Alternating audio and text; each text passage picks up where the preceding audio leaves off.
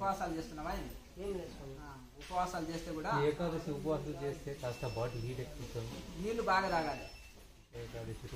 3 పూటల ఆహారం ఇచ్చి సడన్ గా మనం నిలిపి వేస్తే ఈ మందుల శరీరాలు ఏమంటే రియాక్షన్ అంటారు. ఒక ఆయన నాగర్ కర్నూలులో ఒక ఆయన ఉండే, వాళ్ళ ఏమయ్యా గుండు చేసుకున్నావు, ఎక్కడ పోయినావు, తిరుపతి పోయినావా, శ్రీశైలం అంటే లేదు మా ఆవిడే చనిపోయింది స్వామి అన్నాడు. ఏమైందా అంటే ఆమె పూజలు బాగా చేస్తుంది, కార్తీక మాసం అంతా ఉపవాసాలు స్వామి అన్నాడు. అంటే ఎందుకయ్యా ఈ యొక్క టీవీలో చూస్తుంది ఆ గవలేశ సాధువులు వీళ్ళని చెప్పి ఉంటారు కదా, వీళ్ళు వాళ్ళని చూసి ఈ ఉపవాసం ఆ వేప నూనె దీపం ముట్టి ఇక్కడ చేపలకు అవేసి ఆ కాకులకు విజల్లు లేకపోతే ఆ గుడి చుట్టిని ప్రదర్శనది అర్థమైంది కదా. ఈ రోజు ఉపవాసం ఉండు వేప నూనె దీపం పెట్టి ఇవన్నీ అంటుంటారు కదా, అవన్నీ ఎక్కువ చూసి ఉపవాసాలు ఎక్కువ చేసిందంటే సడన్ గా 3 పూటలు భోజనం ఇచ్చి సడన్ గా ఉపవాసం చేసే వరకు ఏంటంటే అందులో ఆయిల్స్ రిలీజ్ అవుతాయి శరీరంలో. అది మిషన్ తిరుగుతూనే ఉంటుంది, మామూలు శరీరాలు కాదు అది. దాని వలన వాళ్ళకు ఏమైందంటే అపెండెక్స్ వస్తుంది అనమాట. విన్నారా అపెండెక్స్? ఎందుకు వస్తుంది అపెండెక్స్? సమయానికి తినకపోతే ఈ మార్కెటింగ్ వాళ్ళు ఉంటారు చూడు, ఊరు తిరిగి మార్కెటింగ్ చేస్తారు. సమయానికి ఓటల్లో తినే వాళ్ళకు, సరిగా సమయానికి తినని వాళ్ళకు పేగుల్లో గడ్డలు కడతాయి, కొంతమందికి అల్సర్ అంటారు, అల్సర్ పుండ్ అంటారు. అలాగే కొంతమందికి అపెండెక్స్ అంటారు. రకరకాలుగా పేగుల్లో గాలి చేరి గాలి పేగులు ఉబ్బి పట్టి ఉండడం, గ్యాస్ ట్రబుల్, మలబద్ధకం ఏర్పడడం, జీర్ణం కాకపోవడం, ఇక రకరకాల సమస్యలు వాళ్ళకు ఏర్పడుతుంటాయి. ఈ అపెండెక్స్ తోటి చనిపోయింది స్వామి అన్న. మరి ఎందుకయ్యా అంటే కనుకనే ఉపవాసం కూడా ఎలా చేయాలనేది తెలుసుకొని చేయాలి. నీరు ఆహారం కిందికి రాదు. ఎవరన్నా నీరు తాగి జీవిస్తున్నారనుకో వాళ్ళు నిరాహార యోగులే. పాలు తాగినా, పండు తిన్నా, జ్యూస్ తాగినా అది ఆహారం కిందికే వస్తుంది. కానీ నీరు తాగి తపస్సు చేసే వాళ్ళు నిరాహారమే అంటున్నారు. కనుక ఆ విధంగా నీరు ఆహారం కిందికి రాదు. నీరు కావలసినంత తీసుకుంటే శరీరంలో ఉష్ణం పెరగదు, ఇటువంటి ప్రాబ్లం రాదు. ఉపవాసం ఉన్నప్పుడు కావలసినంత నీరు తీసుకోవచ్చు, శరీరంలో ఉష్ణం పెరగదు, శరీరానికి ఎఫెక్ట్ పడదు. ఇంకా తట్టుకోలేని వాళ్ళు కొబ్బరి నీళ్ళు కానీ, నిమ్మరసం కానీ, ఓ మజ్జిగ లాంటిది ఓ జ్యూస్ గ్లాసు తాగండి సరిపోతుంది. అది ఉపవాసం కిందికే వస్తుంది, కొంత మీకు శరీరానికి శక్తిని కూడా ఇస్తుంది. ఆహారం మార్పిడి చేసినట్టు అంతేనా కదా, కొంత ఆరోగ్యాన్ని కూడా ఇస్తుంది. కొంతమంది సాయంత్రం ఏదో తీసుకుంటారు కదా కొంచెం, అట్లా నీళ్లు తాగి ఉండాలి. నేను కొంతమంది పచ్చి గంగ కూడా ముట్టను అంటారు. అట్లా కాకుండా నీళ్లు తీసుకుంటే నీరు ఆహారం కాదు, నీరు తాగి ఉపవాసం చేయొచ్చు ఈ కాలానికి. ఇంకా తట్టుకోలేని వాళ్ళు చిన్న ద్రవాహారం లాంటివి తీసుకోవచ్చు. ఎట్లా అంటే ఒక ఆయన ఉపవాసం చేస్తా అని ఏకాదశి రోజు ఏం చేసిందంటే సత్యనారాయణ స్వామి వ్రతం చేశాడు. ఏం చేస్తారు, గోధుమ పిండి వస్తారు, అందులో నెయ్యి, పచ్చి కొబ్బరి, అరటి పండ్లు, శనగపప్పు, చక్కెర, పంచదార అన్ని కలుపుతారు కదా సత్యనారాయణ స్వామి ప్రసాదం. ఇక బాగా 2 కేజీలు కలిపి పెట్టాడంట. కలిపి పెట్టిన తర్వాత ఇంకా తర్వాత ఇన్ని పండ్లు, 1 లీటర్ పాలు, 2 లీటర్ల పాలు, ఇన్ని పండ్లు అన్ని తెచ్చి పెట్టుకున్నాడంట. ఏం చేస్తున్నావు నానంటే ఈరోజు ఉపవాసం గురువు గారు అన్నాడు. మరి ఏంటిదయ్యా అంటే ఆ పిండి దేవుడి ప్రసాదం, ఇది భోజనం కాదు కదా అన్నాడంట. 1 కేజీ పిండి పుక్కాడంట. ఆకలి అయితే గోధుమ పిండి, నెయ్యి కలిసే, కొబ్బరి కలిసే, అందులో అరటిపండు కలిసే, నెయ్యి ఆకలి కానియరు, గోధుమ పిండి ఆకలి కానియరు, చక్కెర కానియరు, అంతేనా కదా. అట్లా అది ఇది కనుక అట్లా కాకుండా నీరు తీసుకొని ఉండండి. లేదంటే ద్రవాహారం, కూరగాయల జ్యూసో పళ్ళ జ్యూసో 3 పూటలు తీసుకున్నా ఒక్కొక్క గ్లాసు ఏం కాదు. అప్పుడు శరీరం మీద ఇబ్బంది పడదు. దాన్ని కొంతవరకు మీకు దోహదపడుతుంది, ఆరోగ్యాన్ని కూడా ఇచ్చేది. అది కొబ్బరి నీళ్ళు తీసుకోవచ్చు, వట్టి నీళ్లు తీసుకోండి, ఆహారం కాదు.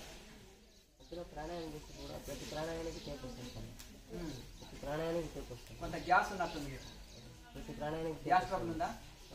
ఉంది కదా, మరి అది అల్లం బెల్లం నవ్వుకొని తిని పరిగెడుతున్నా. అర్థమైంది కదా, వీక్ గా ఉన్నావు కాబట్టి కెపాసిటీ లేదు శరీరం. అర్థమైంది కదా, ప్రాణాయామ దేనికి కూడా శక్తి కావాలి కదా. అందుకనే ఉపవాసాలు చెప్పలే యోగులకు. నిరాహారం అని చెప్పలే భగవద్గీత, యుక్తాహారం అని చెప్పారు. యుక్తాహార విహారస్య, నిరాహారంతో ఉంటుంది. అది అంటే భగవద్గీతలో 2వ అధ్యాయంలో కూడా స్థితప్రజ్ఞ లక్షణాలు చెప్పాడంట. అంటే నిరాహారస్య దేహినః రసవర్జం రసోపస్య పరం దృష్ట్వా నివర్తతే. అయితే కొంతమంది నిరాహారిగా ఉంటే శుష్కించినట్టు ఇంద్రియాలు ఆధీనంలో రావచ్చు. బలిసిన గుర్రం మీద సవారు చేయలేని వాడు బకచికిన గుర్రం మీద అయితే కొంచెం ఆధీనంలో వస్తుంది. అది కొంచెం ఎక్కువ ఇచ్చారు. బలిసిన గుర్రం అయితే నిన్ను కింద వేసిపోతుంది. మంచి వాడు కాకపోతే కళ్ళెం వేసి పట్టి దాన్ని కరెక్ట్ కంట్రోల్ చేయగలుగుతాడు బలిసిన గుర్రాన్ని. కానీ ఇక అది గుర్రాన్ని నడపడం తెలియని వాడికి బక్కచిక్కిన గుర్రం ఉన్నా కొంచెం ఆధీనంలో ఉంటుంది. అలాగే బలిసిన దేహంతో ఇంద్రియాలు కంట్రోల్ చేయలేని వాళ్ళు బక్కచిక్కి ఉన్నా కానీ కంట్రోల్ చేయని ఒక పద్ధతి ఉంది ఆధ్యాత్మిక మార్గంలో. అట్లని పూర్తిగా ఆహారం వదిలేసి పేషెంట్ లాగా మారితే పేషెంట్కి ఏముంటుంది? తిరుపతి లడ్డు తినమంటే నా వల్ల కాదు అరగదు అంటాడు, అంతేనా కదా? ఆ రోగం ఉన్నంత వరకు ఎంత రుచికరమైనవి ఇచ్చినా తీసుకోడు. మరి రోగం తక్కువైనాక అన్ని కావాలంటది. నువ్వు మొన్న ఏదో స్వీట్ తెస్తుంది కదా, ఎక్కడ పెట్టినావు? డబ్బాలో పెట్టినావా? అది నువ్వు చూద్దామా అంటుంది. ఎందుకంటే జ్వరం తగ్గిన తర్వాత తినాలనిపిస్తుంది. పుల్లారెడ్డి నేతి మిఠాయి హల్వా తెచ్చింది కదా, ఏడ డబ్బాలో పెట్టినావా అంటారు కదా, అంతేనా కదా? అట్లా నాలుక జ్వరం తగ్గిన తర్వాత నాలుక అన్ని కావాలంటే జ్వరం ఉన్నప్పుడు చేదు ఉండి ఏది కోరదు, జ్వరం ఉన్నప్పుడు నాలుక చేదు ఉండి ఏది కోరనట్టు వైరాగ్యంలో ఉన్నప్పుడు కూడా ఏ రుచికరమైన భోజన పదార్థాలు ఏ ప్రాపంచిక విషయాలైనా మనకి ఇష్టమైనవైనా అయిష్టంగా దోచి ఏది కోరదు మనసు. కొంత వైరాగ్యం తగ్గిందా ఇక అన్ని కావాలంటది, అంతేనా కదా? ఇక అన్ని కావాలంటది మనసు. అలాగే ఏమి తిండి మానేసి శరీరాన్ని శుష్కించుకుంటే బెడ్ మీద పేషెంట్ ఏం కోరనట్టుగా కొద్దిగా ఇంద్రియాలు చెప్పినట్టు శుష్కించిపోయి ఉండి ఇక కొంచెం మళ్ళీ ఎప్పుడన్నా బలమైన తిండి తిన్నప్పుడు మళ్ళా ఇక చూసుకో అవి నిద్రలు తీస్తాయి. ఇక అర్థమైందా? ఇది భగవద్గీత చెప్తుంది, అంతేనా కదా? నిరాహారస్య దేహిన. ఇప్పుడు ఎప్పుడ నిరాహారిగా ఉన్న వాళ్ళకి ఇప్పుడు ఉంటది కదా, అయితే ఎందుకంటే ఈ విధంగా వాళ్ళకు కొంచెం శుష్కించి ఇంద్రియాలు చెప్పినట్టున్నా మళ్ళా బలమైన తిండి తిన్నప్పుడు ఆ ఇంద్రియాలు నీకు ఆధీనంలో ఉండవు. ఇంకొకటి రసవర్జం రసోపస్య పరం దృష్ట్వా నివర్తతే. అయితే మళ్ళీ ఎప్పుడు వీళ్ళకి ఇంద్రియాలపైన ఆసక్తి సంపూర్ణంగా తొలగిపోతుందయ్యా అంటే పరం దృష్ట్వా నివర్తతే. పరమాత్మ అనుభూతి చెందినప్పుడు సంపూర్ణ విషయ వాసనల నుంచి వెళ్ళిపోతాయి. ధాన్యము బాగా కాలింది నిప్పుల్లో మొలవదు, అది సగం సగం కాలింది అనుకో. యజ్ఞం ఓపెన్ ప్లేస్ లో చేసిన టెంట్ వేసి పల్లెటూర్లలో చేస్తాము. ఆ టెంట్ కూడా పెరిగినాక ఏమవుతుంది? ఓపెన్ ప్లేస్ గా గ్రౌండ్ కదా అది. తొలివాన పడ్డప్పుడు ఏం చేస్తుంది? కొన్ని మొలవు కొన్ని మొలుస్తాయి. జీవన్ముక్తులైన వాళ్ళు మొలవరు, కాలిన గింజలు యజ్ఞంలో కాలిన గింజలు. అది ఇంకా కొన్ని సగం కాలిన గింజలు కందులు బెబ్బర్లు ఇవన్నీ మొలుస్తుంటాయి కొన్ని యజ్ఞంలో ఉండేటివి. అంటే సగం కాలిందని అర్థం. అలాగే ఆకారంలో గింజ ఉన్నా కాలిన గింజ మొలవదు, అంతేనా కదా? ఆకారంలో అలాగే సగం కాలిన గింజ మొలుస్తుంది. అలాగే ఎప్పుడైతే పరమాత్మ అనుభూతి పొందినమో, ఎప్పుడైతే ఆ యొక్క నిర్వికల్ప సమాధి నిష్ట అందుకున్నామో అక్కడ ఏ విషయవాసన ఉండవు. కాలిపోయిన తాడు కట్టుటకు ఉపయోగపడుతుందా? పడదు. ఎందుకు? ఆకారంలో తాడు లాగానే ఉంది కదా, కాలిపోయింది, బూడిదైంది. అలాగే ఈయన ఏముంది? ఋషి లాగానే కనిపిస్తుంది, తింటున్నాడు, తిరుగుతున్నాడు, అందరిలో కలుస్తున్నాడు. ఈయన ఏం ఋషి? ఇక గృహస్థుడు అనుకో, సంసార భార్య పిల్లలతో కలిసే ఉన్నాడు. ఈయనేందయ్యా భార్య పిల్లలతో కలిసే ఉన్నాడు, బ్రహ్మంగారు కబీర్ దాసు. కానీ ఆయన ఒక సన్యాసి జీవనం ఉంటాడు. నేల విన్నె వండుకుంటాడు, రుచి చూడకుండా తింటాడు, ఆసక్తి లేకుండా జీవిస్తాడు. ఒక సన్యాసి జీవనం ఉంటుంది గృహస్థ ఆశ్రమంలో ఉన్నా కానీ అతను, అంతేనా కదా? చూసుటకు అందరూ మా పక్కింటి ముసలోని ఏదో ఋషి అంటున్నారయ్యా, ఆ సంసారంలోనే ఉన్నాడు, భార్య పిల్లలు ఫ్యామిలీ, వైరాగ్యం రాలే, సన్యాసించలే అంటాడు. ఆయన ఇల్లు వదిలి సన్యాసం తీసుకున్నాడు అనుకో, సన్యాసం తీసుకుంటే మోసం వస్తుందా? బ్రహ్మంగారు కబీర్ దాసు లేడా అంటారు, అంతేనా కదా? మళ్ళీ ఈయన ఇంట్లోనే ఉన్నాడు అనుకో, ఈయనకి ఇంకా వదలలేదు కదా సంసారంగా, చూడు మంచిగా ఉద్యోగం, భార్య పిల్లలనే ఉన్నాడు, నువ్వు ఇంత సాధన చేస్తున్నా అంటున్నాడు, ఎప్పుడో ఇల్లు పిల్లల్ని వదిలిపెడితే అదే గొప్పదే అని మళ్ళీ ఈయనని ఇట్లా అంటాడు. ఈ లోకము రివర్స్ గేరు, నువ్వు ఇట్లుంటే అట్లా అంటది, అట్లుంటే ఇట్లా అంటది, దాన్ని పట్టించుకోరు. ఎగ్జాంపుల్ ఒక చెప్తా. నేను ఘోర తపస్సులో ఉండి గేట్లు తాళేసి లేచి కొన్ని సంవత్సరాలు ఆకులలం తింటూ తపస్సు చేస్తుంటే ఈ స్వార్థపరుడు స్వామి అని పోయి నేను ఒక 2 సార్లు నా చెవిలో కూడా పడ్డది. గట్టిగా మాట్లాడతారు కదా రోడ్డు పక్కన పోతుంటే, ఆసర రోడ్డు కింది సైడ్ ఉంటుందిగా. అంటే నేను అనుకున్నా, అయితే ఎందుకు ఏమి స్వార్థమయ్యా, నేను ఏమైనా డబ్బులు అడిగిందా? ఆయన 6 ఎకరాల పొలం అమ్మి ఆశ్రమం కట్టుకున్నాడు అన్నారు. ఏమన్నారు? తల్లిదండ్రులు ఇచ్చిన పొలము 6 ఎకరాలు అమ్ముకొని ఆయన కుటీరం వేసుకున్నాడు, నేను అన్నం పెట్టమని అడిగిండా? అర్థమైంది కదా? సొంత పొలము బియ్యం వస్తే కూడా నెలకు ఒకసారి పులిహోర చేసి అందరికి ఎడుతున్నాడు. అర్థమైంది కదా? డబ్బులు అడిగిండా? చందాలకు వచ్చిండా ఇండ్ల పోటీ. మరి ఎందుకు స్వార్థపరుడు? ఆయన కష్టపడ్డాడు, చిన్నప్పటి సంది కష్టపడి పని చేసిండు, తపస్సు చేసిండు, తన సొంత డబ్బుని ఖర్చు పెట్టాడు, తల్లిదండ్రులు ఇచ్చేది ఖర్చు పెట్టుకొని ఆయన ఏదో చేసుకుంటున్నాడు. నేనేం అడగట్లేదు కదా.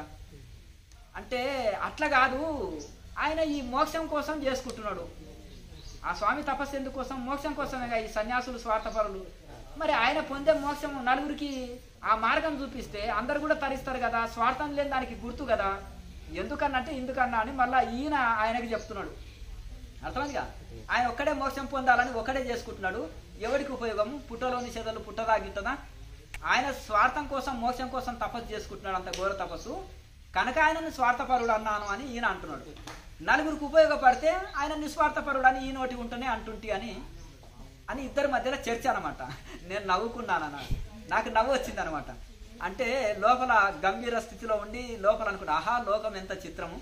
అదే మళ్ళీ నేను వచ్చి నలుగురికి బోధించడానికి వేస్తే ఈయన కొత్త దుకాణం పెట్టుకున్నాడయ్యా అంటారు.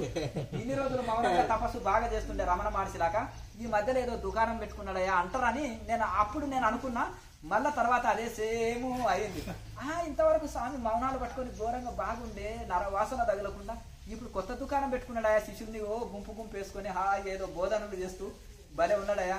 మలయాళ స్వామిని ఇట్లా ఒక గృహస్థాశ్రమంలో ఉన్న వాళ్ళు ఆయన గోదావరి కృష్ణ తీరాల్లో అన్నదానాలు బాగా చేస్తారని, నాయన నేను వచ్చేటప్పుడు ఏనుగు వస్తే మేత ఎక్కువ చూడాలి, 1000 మంది శిష్యులు వస్తారు, వాళ్ళకంతా అన్నం పెట్టగలగాలి, అక్కడనే నేను యజ్ఞం చేస్తా చాతుర్మాసం అని మలయాళ స్వామి చెప్పేవాళ్ళు. కృష్ణా గోదావరిలో అప్పుడు పుష్కలం కదా, ఈ రాయలసీమ తెలంగాణ ప్రాంతాల్లో బియ్యం బండపోయేది తక్కువ, కానీ అక్కడ గోదావరి తీరంలోనే అక్కడ చాతుర్మాసాలు ఏర్పాటు చేసేవారు. అట్లా ఆయన రాసిన పుస్తకాలు పెట్టెలు నెత్తిన మీద పెట్టుకొని రైలు ఎక్కేది కదా. అప్పుడు ఆ రైలు ఎక్కిపోతుంటే అబ్బా ఈయన సంసారం, అది తిరుపతిలో తపస్సు చేశాడు, బ్రహ్మజ్ఞాని అంటున్నారు, త్యాగి అంటున్నారు, కేరళ రాష్ట్రం నుంచి వచ్చి భారతదేశం అంతా పాదచారి అయింది, ఘోర తపస్సు చేసి మఠం కట్టుకొని మహా గొప్పవాడు, మరి తెలుగు కూడా నేర్చుకున్నాడు అన్నారు. ఇది అంత బాగా అందరికీ బోధన ఇది చేస్తున్నాడు. మరి స్వామి నా ఇంట్లో 2 పిల్లలు, చిన్న సంసారం, నీది ఎంతమంది? నీ వెనక 1000 మంది వస్తున్నారు, ఎంత పెద్ద సంసారం స్వామి, నాకంటే పెద్ద సంసారమే నువ్వు కదా అన్నాడంట ఒక ఆయన. ఒక గృహస్థాశ్రమంలో ఉన్నాడు. అట్లా నా నాయన ఒక పని పోయి చిన్న బ్రహ్మచారికి మఠం అధికారాలని చెప్పొచ్చున్నా, నువ్వు నేను చెరో కౌపీనం పెట్టుకొని అడవికి వెళ్దాం పా నాయన, మళ్ళీ తపస్కనట. అయ్యో పిల్లల పెళ్లిళ్ళు, ఈ యొక్క వ్యవసాయం, ఇవన్నీ పనులు చాలా ఉన్నాయి స్వామి, నాకేడే తీరుతుంది బాధ్యతలు, చిన్న సంసారానికే తీరుతలేదు, ఇంత పెద్ద సంసారం ఉన్నవానికి నాకెట్లా తీరుతుంది నాయన? ఇది నేను చేస్తున్నాను, నేను చేస్తున్నాను అనుకుంటున్నావు కాబట్టి వీళ్ళు ఎట్లా బ్రతుకుతారు, ఎట్లా నడుస్తుంది, చేతగాక సన్యాసి అయ్యండి అంటారు. ఇవన్నీలో నువ్వు ముడిపడి లోన ఇది చేస్తున్నావు. నేనేమంటున్నా, నేను సన్యాసిని, అసంగానందాన్ని పెట్టుకున్నా. అంటే సంఘంతో అటాచ్మెంట్ లేనివాడు అసంగుడు. అసంగుడు అంటే సంఘంతో అటాచ్మెంట్ లేనివాడు. నా పేరు అసంగానందాన్ని, సన్యాస నామధేయం. నేను సంఘంతో అటాచ్మెంట్ లేదు, దేహం ద్వారా కార్యాలు జరుగుతున్నా, నేను అసంగుణ్ణి, నేను ఆత్మస్వరూపాన్ని అనే స్థితిలో ఉన్నాను. నేను సాక్షిని అని అన్ని కార్యాలు చేస్తున్నాను, నేనుగా చేసేది లోపల ఉన్నవాడు చేస్తున్నాడు. కనుక ఆ విధంగా నేను దేన్ని కుమ్మరి పురుగులాక అంటున్నట్టుగా ఉదయం సాయంత్రాలు రోజు 6 గంటలు సాధన, ఖాళీ సమయంలో గ్రంథ రచన, లేదంటే వచ్చిన సాధకులకి మోక్ష మార్గం చూపెట్టడం, మఠ నిర్వహణ, ఇవన్నీ నేను నిర్వహిస్తున్నాను. ఉదయం సాయంత్రాలు సాధనలోనే ఉన్నారు కదా స్వామి, 2-3 గంటలు మీకోసం వెయిటింగ్ చేస్తాము, ట్రైన్ ఎప్పుడు వెళ్ళిపోతుందో స్వామి బయటకు వస్తలేమో అనుకుంటే, నాయన ఒక ఫంక్షన్కి వెళ్తే పెళ్లిల్లో సాయంత్రం వరకు వండుతుంటారు, అంటే వాళ్ళు తినలేదనా, తిన్నారు, వచ్చే వాళ్ళకు వండుతున్నారు. తాను తరించారు, మీరు తరించారన్నారు, మళ్ళీ మీరు ఇంకా సాధకులేనా, ఇంత సాధన ఎందుకు స్వామి మీకంటే, ఇప్పుడు ఎలా అంటే నిప్పులో ఎప్పుడు ఇనుప కడ్డి పెడితే నిప్పులాగా ఉంటుంది. ఈ లోక కార్యాలు చేయాలంటే ఒక సంకల్ప శక్తి ఉండాలి, అది లేనిది మనం గడ్డిపోసం తీసి పక్కకెట్టలేము. లోకం కోసం ఆ సంకల్ప శక్తిని వినియోగించడానికే లోకంలో మహత్తర కార్యాలు జరుగుట కోసము, లోకం సుభిక్షంగా ఉండుట కోసం మన మీద కొంతమంది ఆధారపడతారు, వాళ్ళకు తదాస్తు అంటాము. మరి అదన్నప్పుడు గురువు గారు అనుగ్రహం తోటి జరుగుతుంటాయి కొన్ని. అలాగే కొన్ని లోకంలో మనం మఠంలో కొన్ని సంకల్పాలు పెట్టి లోకంలోకి దీన్ని తీసుకెళ్లాలంటే ఆ సంకల్ప శక్తి ద్వారా కావాలి. ఇనుప కట్టి బయటికి తీస్తే చల్లబడిపోతుంది. ఆ సంకల్ప శక్తిని ఎప్పటికీ ఉండుట కోసము, ఎల్లవేళలో లోకం కోసం ఉపయోగపడుట కోసం ఈ సాధనని వినియోగిస్తున్నా అంటారు. మళ్ళీ ఇంకొకటి, తర్వాత ట్రైన్ టైం అయింది స్వామి, 2 నిమిషాలు ఉంది, ఒక చిన్న ప్రవచనం చెప్పు స్వామి, ఒకటే సూక్ష్మంలో మోక్షం చెప్పండి స్వామి అంటే, బ్రహ్మ సత్యం జగత్ మిథ్య నాయన వెళ్ళిరండి అన్నారు. అదేంటి గురువు గారు అంటే, నాయన ఈ పరబ్రహ్మము లోపల ఉండే ఆత్మనే సత్యము, ఈ శరీరము మిథ్య, ఈ ప్రపంచం మిథ్య, ఆ బ్రహ్మని పట్టుకోండి, ప్రపంచ భ్రాంతి వదలండి. ఇక మీకు ఉపదేశం అయింది, ఇక రైలు అయింది, ట్రైన్కి వెళ్ళండి. అట్లా ఆ విధంగా సూక్ష్మం చెప్పగలుగుతారు, స్థూలంగా అంటే గంట సేపు అయినా చెప్పగలుగుతారు. అట్లా వరకు బ్రహ్మ సత్యం జగత్ మిథ్య అంటే ఇదంతా అని అనుకున్నా గురుదేవ, కానీ అది లోపలనే ఉన్నదని మీరు చెప్పారు. అయితే ఈ విధంగా ఆ విధంగా మరి ఈ నిర్వహిస్తుంటారు కనుక ఇప్పుడు ఎందుకంటే నువ్వు వెళ్దామని అన్నప్పుడు సరే స్వామి అని అంటాడు. అంటే సన్యాసి ఎంత ఆసక్తి లేకుండా నిర్వహిస్తాడు బ్రహ్మజ్ఞానులు చూడండి. మరి ఇంత 1000 మందిని వేసుకొని పోతున్నావు చాతుర్మాసానికి, తూర్పు గోదావరి, పశ్చిమ గోదావరి, గోదావరి తీరంలో యజ్ఞానికి. మరి ఇంత పెద్ద సంసారం పెట్టుకున్నామంటే పుస్తకాలు ఇవి ఉంటాయి కదా మరి రాసినవి చదువుకోవడానికి, ఇవన్నీ తీసుకొని వెళ్తున్నాను కనుక ఇది నాది కాదు, భగవంతుడు ఇచ్చిన కర్తవ్యాన్ని నెరవేరుస్తున్నా అని నేను ఈ కార్యం చేస్తున్నా. ఇది నేను చేస్తున్నాను, నీవు చేస్తున్నావు. నేను ఇప్పుడు కౌపీనం కట్టుకొని అడవిలో వెళ్ళడానికే నేను సిద్ధమే, కూర్చొని మళ్ళీ జీవితం అదే జీవితం గడపగలుగుతాను. సమాజంలో వచ్చి అందరికీ బోధిస్తూ మళ్ళీ సాధన 6 గంటల సాధన, ఉదయం 3 సాయంత్రం 3 గంటలు సాధన చేస్తూ మళ్ళీ వ్యవహారికంగా అందరినీ ఆధ్యాత్మిక చైతన్యం కొలుపుతూ ఇవన్నీ ఇలా నిర్వహించడం కూడా నాకు ఓకే. ఈ రెండు ఒకటే, తపస్సు ఒకటే, సేవ ఒకటే, రెండింటిని బ్యాలెన్స్ చేస్తూ పోతున్నా. వివేకానంద స్వామి, పరమహంస యోగానంద, గొప్ప గొప్ప ఋషులు సమాజ సేవ ఎంత చేశారు మరి. కనుక ఈ రెండింటిని సాక్షిగా ఉండి చేస్తారు.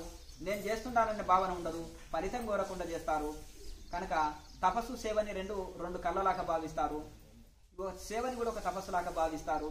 ఇలా చేయగలుగుతాం నాయన. కనుక అన్నప్పుడు స్వామి మీరు దేనికైనా సిద్ధులే, మా వాళ్ళు ఏడవుతుందని మళ్ళీ అతన్ని నోటుకుంటూ ఒప్పుకొని పోయాడు. అది ఒక ఋషి అట్లా అన్నదాకా వదలడు మళ్ళీ. అర్థమైంది కదా.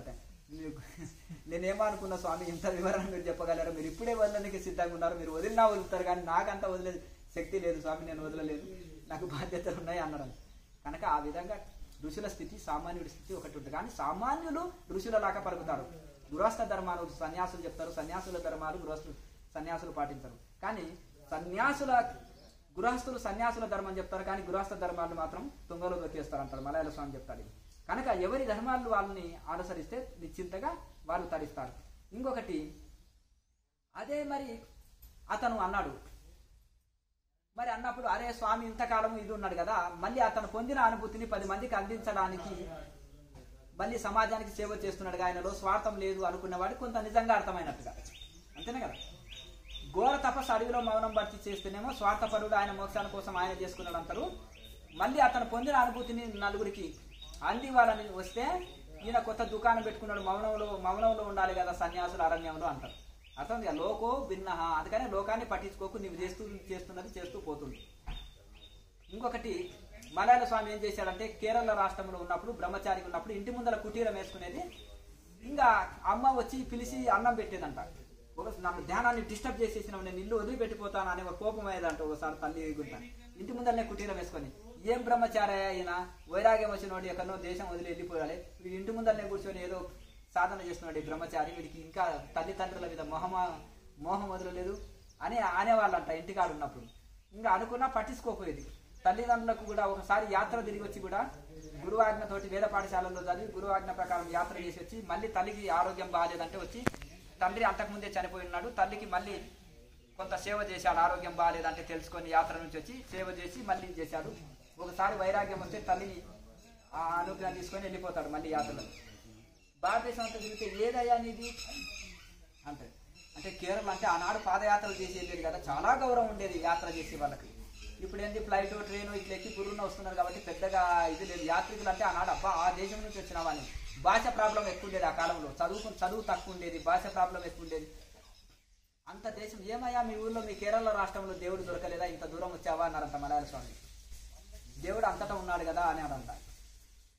ఇక్కడ వెతుకుతున్నావా ఉత్తర భారత్లో వచ్చాను. ఇక తర్వాత ఆయన తిరిగి తిరుపతిలో కొండ మీద, తిరుపతిలో ఊరంచున ధ్యానంలో కూర్చుంటే, సన్యాసి అడవిలో కూర్చుంటే మంచిది, ఈ సౌండ్స్ దగ్గర ఏం ధ్యానం కుదురుతుందయా, ఊరంచున వచ్చి కూర్చున్నావు అన్నారంట. మళ్ళీ తిరుపతి కొండ మీద అడవిలో కూర్చుంటే, ఊరంచున కూర్చుంటే ఎవడన్నా పిడికర అన్నం పెడతాడు, ధ్యానం చేసుకోవచ్చు. ఏం స్వామి అడవిలో ఎవరు తెచ్చి పెడతాడు నీకు అన్నము అన్నారంట. అన్న తర్వాత ఇంకా ఎవరో యాత్రికులు ఆనాడు బియ్యం పప్పులు నెచ్చిన మూట పెట్టుకొని పోయేది కదా కొండ మీదకి. ఆ కొండ మీద వాళ్ళు వండుకొని తినేది. మొదటి భిక్ష స్వామికి పెట్టి ఉపన్యాసం విని మళ్ళీ అంటే మొదటి భిక్ష పెట్టి వెళ్ళిపోయేదంట. వెళ్ళిపోయిన తర్వాత స్వామి దగ్గర ఇన్ని గ్రంథాలు ఉన్నాయంట.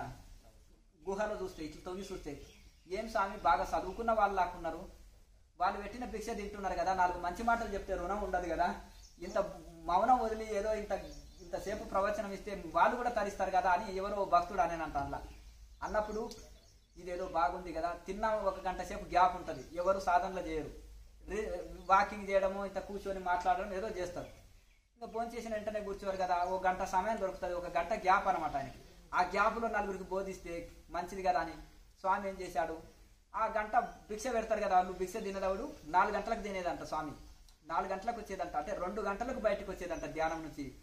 తెల్లవారుజామున 3 గంటలకు కూర్చుంటే 2, 3 అయ్యేదంట స్వామి బయటికి, గుహ నుంచి బయటకు వచ్చే వరకు. మళ్ళీ చన్నీటి స్నానం చేసి ఇంత భిక్ష తీసుకొని ఇటు తిరిగి మళ్ళీ గుహలకు వెళ్ళిపోయేదంట. ఆ సమయంలో గంట వ్యవధిలో వీళ్ళకి బోధిస్తుంటే, ఏం స్వామి అడవికి వచ్చి కూడా దుకాణం పెట్టుకున్నావు నువ్వు, ఏమి శిశులు బలగం ఇక్కడ కూడా ఈడ కూడా మౌనం పట్టుకొని ధ్యానం చేయకని ఇంకొక ఆయన అన్నాడట. ఆహా లోకో భిన్నహ, ఏమి ఇది అని ఇట్లా చిత్ర విచిత్రంగా ఉంటుంది. ఒక స్వామి ఇది కథ కూడా చెప్తాడు. ఇది అరబ్ కంట్రీలో గాడిదల మీదనే కూర్చొని పోతారు కదా, 2 తాత మనవడు పోయి గాడిద పిల్లల్ని తీసుకున్నారంట. తీసుకున్నాక ఇద్దరు ఏం చేశాడంటే, మనవడు నువ్వు కూర్చొని నేను నడిచొస్తానంటే, ఏమయ్యా ఎడారి ప్రాంతాలుగా ఇసుక తిన్నది, ఇంకా ఎడారి కోసం ఆ గాడిదల మీదనే కూర్చొని తిరిగేది, డబ్బున్నోడు జర గుర్రాన్ని ఎక్కి తిరిగేది, గాడిద మీద కొట్టే ఏమయ్యా వయసు పిల్లోడు కూర్చున్నాడు ముసలోడిని నడిపిస్తున్నావు, బుద్ధి లేదు, మీ తాతను కూర్చోబెట్టి నువ్వు నడువు అన్నాడంట. అన్న తర్వాత తాత కూర్చున్నాక ఏమయ్యా చిన్న పిల్లగాని నడిపిస్తూ, బుద్ధి లేదు పెద్ద మనిషి, మనవని కూర్చోబెట్టి తిరిగి వచ్చు కదా అన్నారట. ఇది ఎందుకు గోడ అని ఆ గార్డెన్ నడిపించుకుంటూ పోతున్నారు. ఏమయ్యా బుద్ధి లేదు, గార్డెన్ ఎందుకు అన్నారు, ఇద్దరు కూర్చొని పోవచ్చు కదా, నడిపించుకొని పోతున్నారు అన్నారంట. ఇంకా అలాగే ఇద్దరు కూర్చున్నారంట, చిన్న గాడిద పిల్లని 2 కూర్చుంటారా, బుద్ధి లేదా మీకు అన్నారంట. మళ్ళీ నడుచుకుంటూ పోతుంటే, ఏమయ్యా గాడిద పిల్లని చిన్న గాడిద పిల్లని నడిపించుకుంటూ పోతున్నారు, ఇంత చెప్పు మోసుకుంటే వెళ్ళండి దాన్ని అన్నారంట. దాన్ని కాళ్ళు కట్టి ఒక కర్రకు వేసుకొని నడుచుకుంటూ వస్తున్నాయంట. అయ్యో ఏం పిచ్చోళ్ళ గాడిదని మోస్తారా అని అన్నారు. ఇట్లా లోకో భిన్నహ, లోకం చెప్పినట్టు పోతే అంతే సంగతులు. జ్ఞానులు పలికితే సత్యం పలుకుతారు, యథార్థం చూసి మాట్లాడతారు, అంతేనా కదా. అజ్ఞానులు ఏం మాట్లాడుతున్నారో తెలియరు, వాళ్ళ రివర్స్ గేర్ అనమాట ఏది మాట్లాడినా. కనుక అజ్ఞానులు మాట్లాడింది పట్టించుకోకూడదు, జ్ఞానులు మాట్లాడింది ఏమైనా లోపాలు ఉంటే సరి చేసుకొని ముందుకెళ్ళాలి. అజ్ఞాని సలహా ఇచ్చిండని చక్కగా పోయేవాడు కూడా అంతేనా కదా. కనుక ఆ విధంగా దాన్ని ప్రమాణంగా తీసుకోవద్దు అజ్ఞానులు చెప్పింది. కనుక లోకంలో శాస్త్రం ప్రమాణం ఉండాలి, జ్ఞానుల మాట గురువుల మాట తపస్సంపన్నుల మాటనే ప్రామాణికంగా తీసుకొని జీవితాన్ని సరిదిద్దుకొని చక్కటి మార్గంలో వెళ్ళాలి. మంచిది. లోకా సమస్త సుఖినో భవంతు. ఓం.